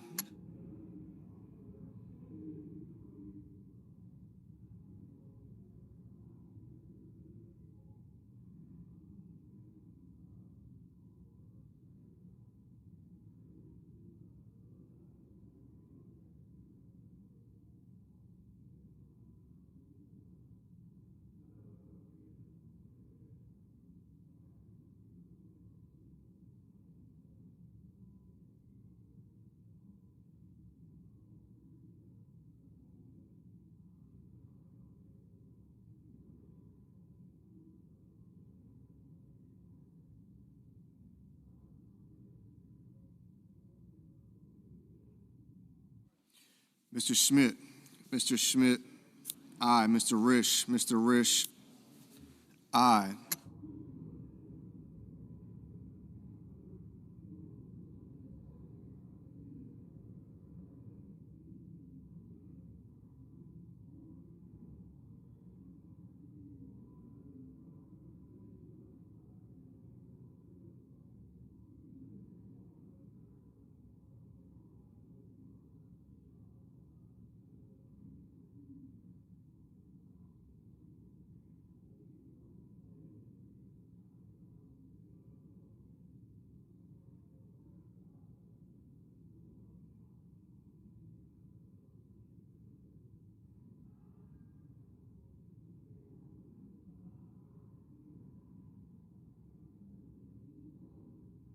Mr. Hoven. Mr. Hoven, aye.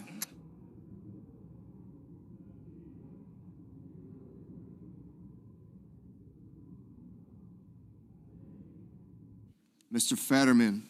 Mr. Fetterman, no.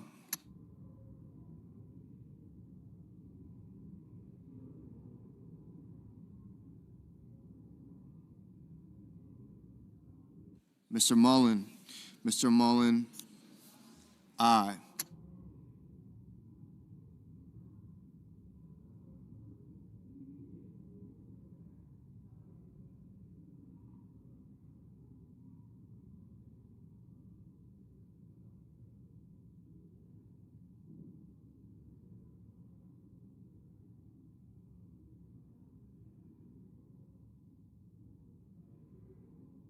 Mr. Bozeman.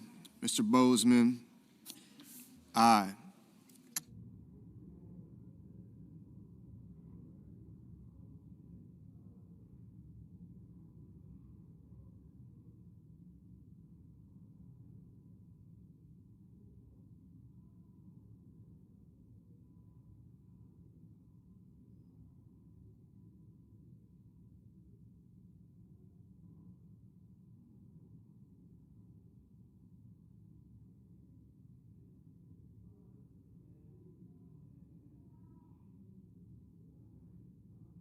Mr. Kim. Mr. Kim, no. Mr. Haggerty. Mr. Haggerty, aye.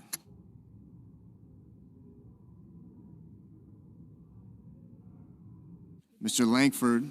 Mr. Langford, aye. Mr. Marshall. Mr. Marshall, aye.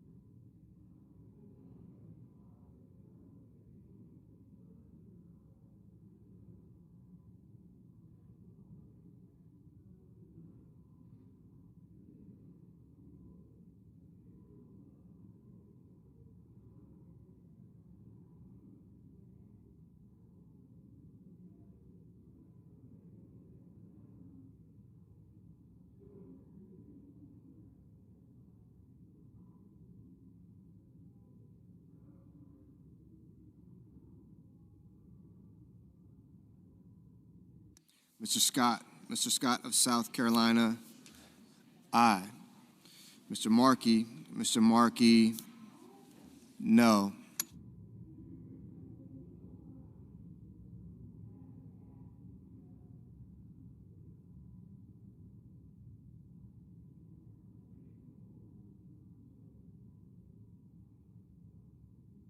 Ms. Rosen. Ms. Rosen, no.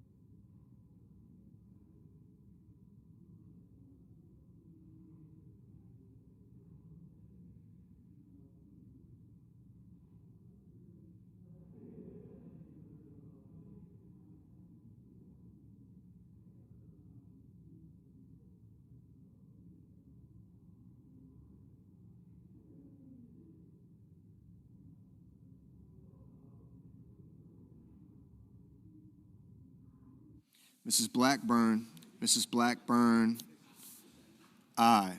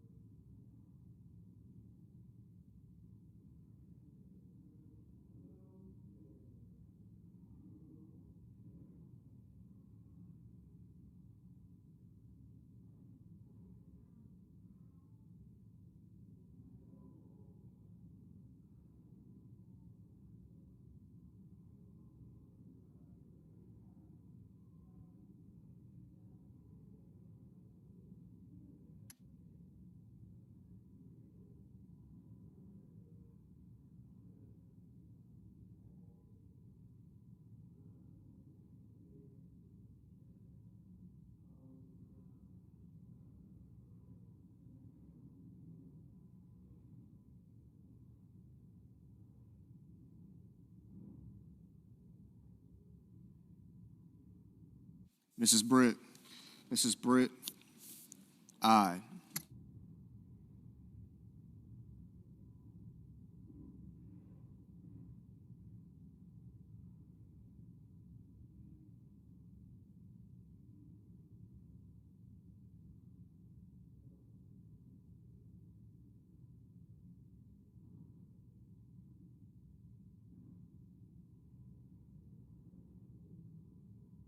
Mr. Murphy, Mr. Murphy, no.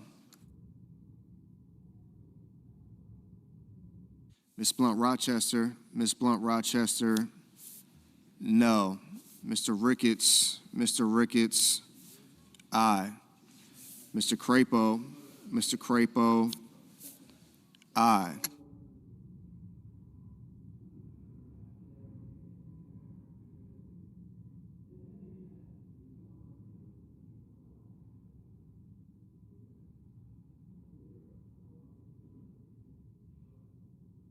Mr. Barrasso, aye.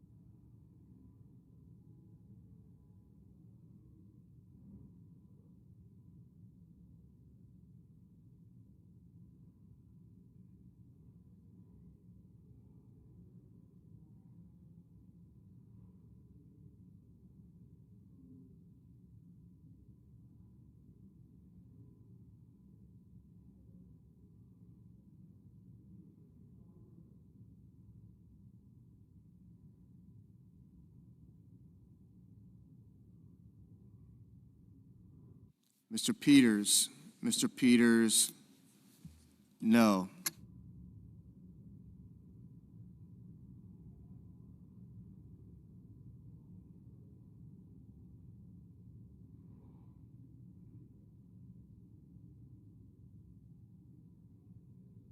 Mr. Paul, aye.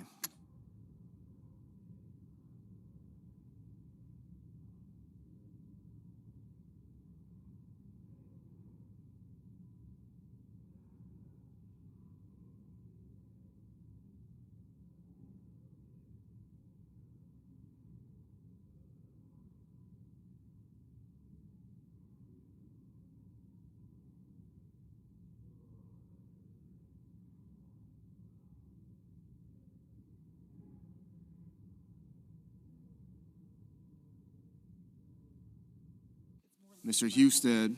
Mr. Husted. Aye.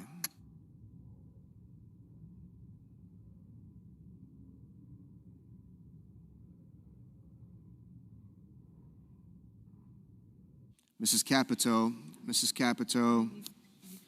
Aye. Mr. Kane. Mr. Kane. No.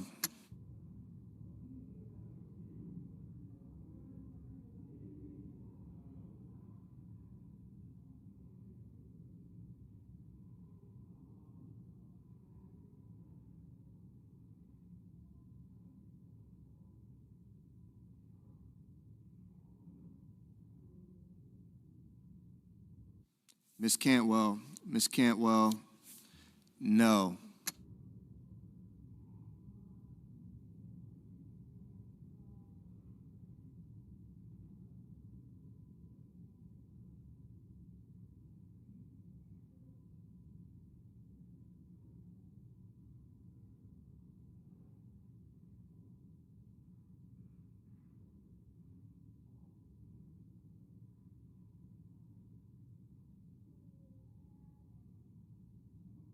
Mr. Sullivan. Mr. Sullivan. Aye.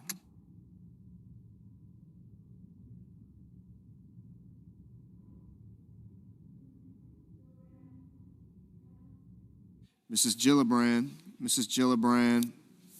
No.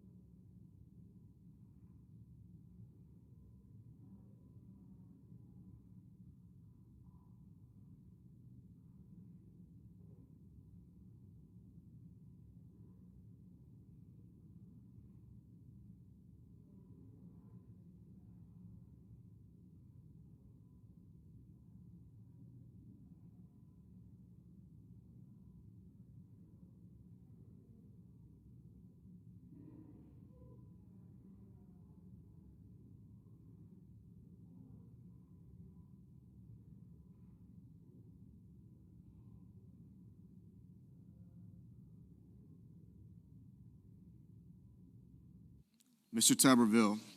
Mr. Tuberville. Aye.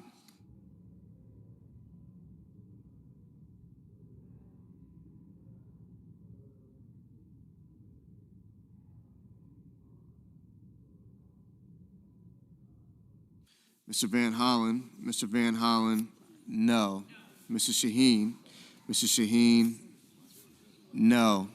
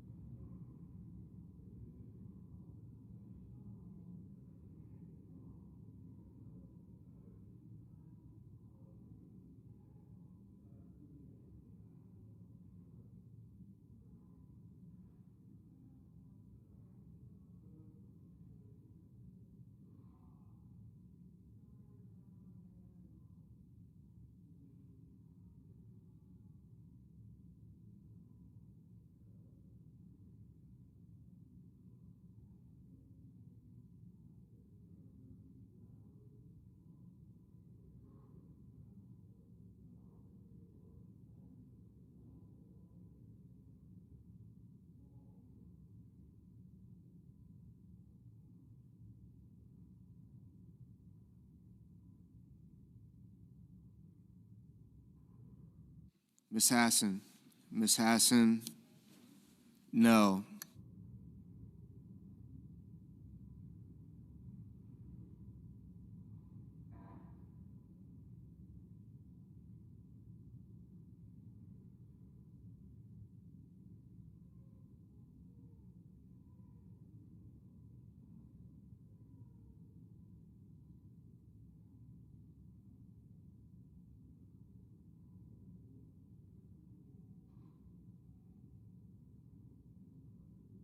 Mr. Sheehy. Mr. Sheehy, aye.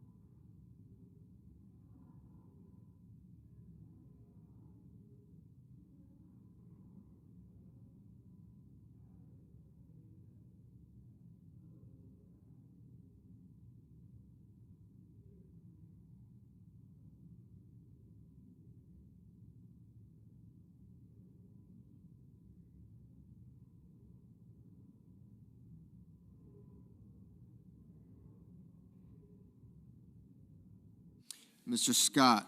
Mr. Scott of Florida, aye.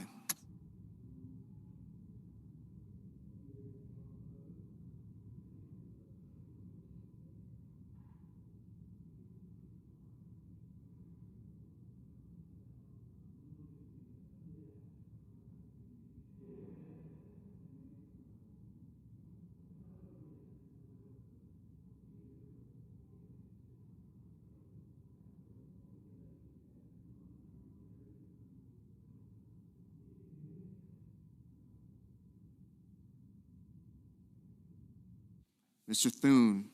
Mr. Thune, aye.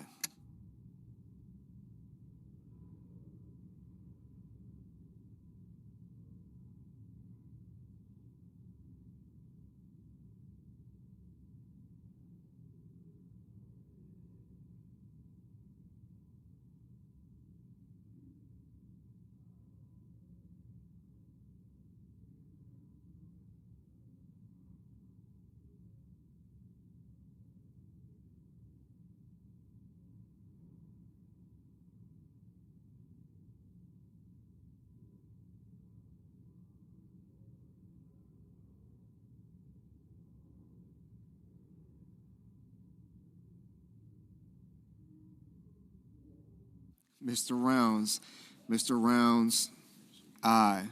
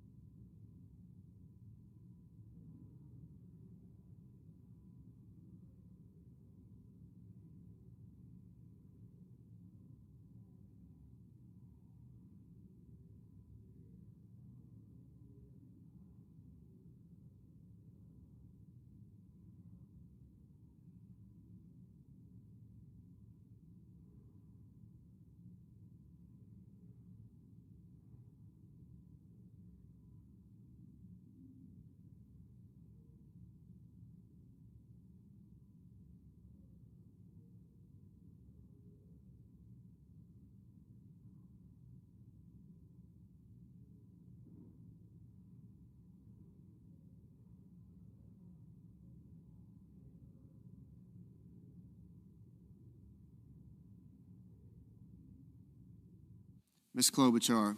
Ms. Klobuchar, no.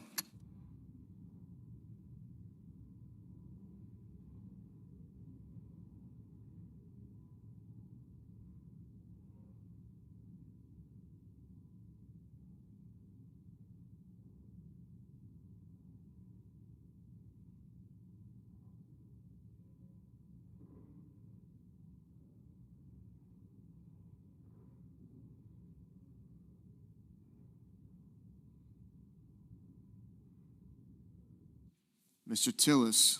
Mr. Tillis, aye.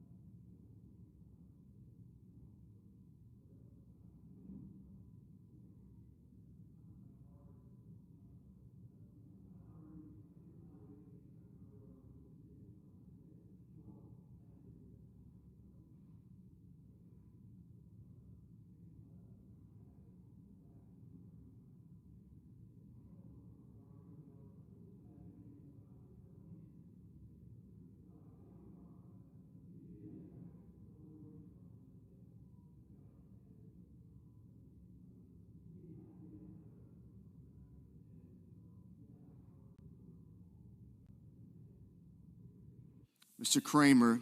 Mr. Kramer, aye.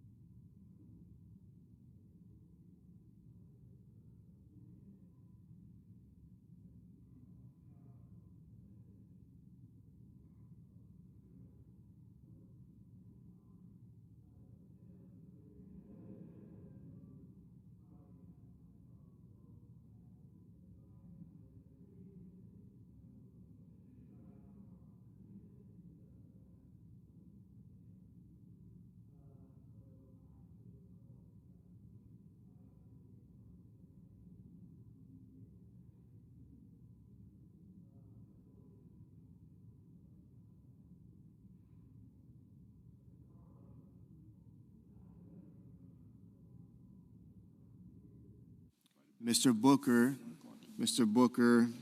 no. Mr. Warnock, no.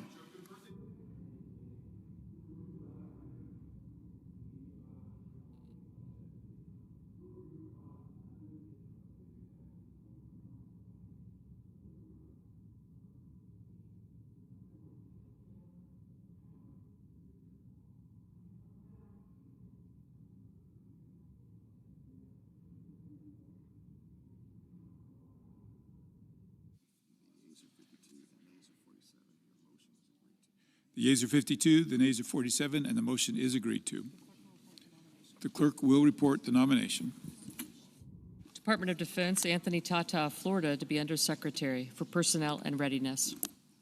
Under the previous order, the Senate stands in recess, subject to the call of the chair.